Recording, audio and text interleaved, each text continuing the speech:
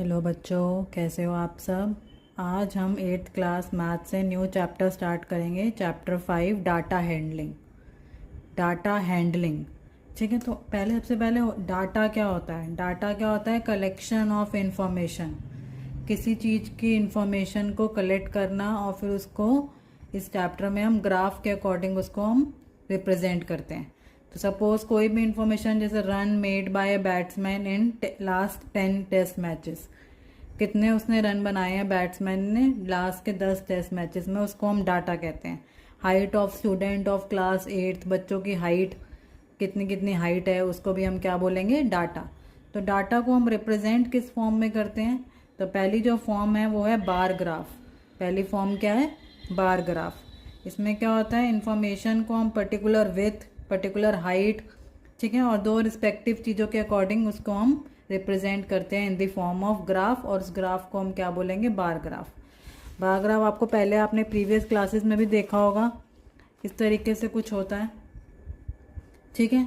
तो ये हो गया, सपोज नंबर ऑफ ईयर्स के हिसाब से कितने पॉपुलेशन बढ़ रही है, ठीक है। तो ये एक तरह बार ग्राफ में क्या होता है, आपको बीच में गैप दिखेगा, और हिस्टोग्राम में आपको बीच में गैप नहीं दिखेगा। हिस्टोग्राम में वो एक साथ होंगे, और बार ग्राफ में आपको एक एक ब्लॉक का गैप नज़र आएगा, तो उसको हम बार ग्राफ बोलते हैं।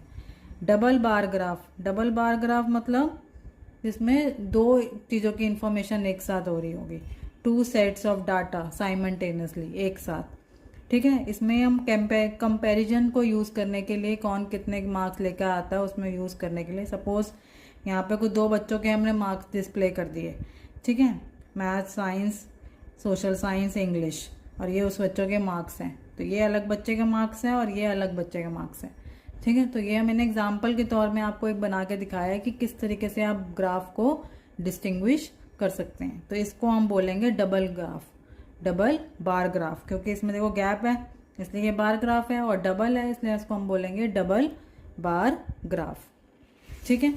आगे चलते हैं। एक और टाइप ऑफ ग्राफ होता है, इसको हम बोलते हैं हिस्टोग्राम।